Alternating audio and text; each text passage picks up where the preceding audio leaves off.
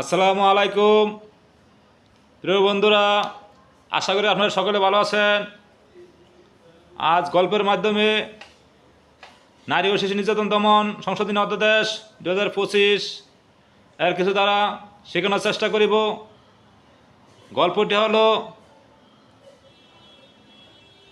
জনাব রোমান নামক ব্যক্তিকে মানহানি করার উদ্দেশ্যে বা তার সম্মানহানির উদ্দেশ্যে রহিমা নামক ব্যক্তি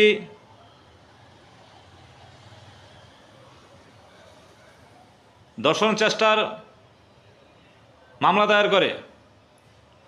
উল্লিখিত মামলা তদন্ত শেষে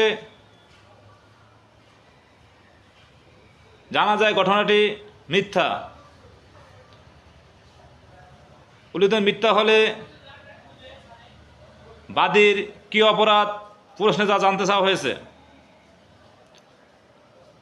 আমরা জানি নারী ও শিশু নির্যাতন দমন আইন সংশোধনী 2025-এর 17 ধারায় বলা হয়েছে, কোনো ব্যক্তির মানহানির উদ্দেশ্যে বা সম্মানহানির উদ্দেশ্যে মিথ্যা মামলা দায়ের করলে তার শাস্তি।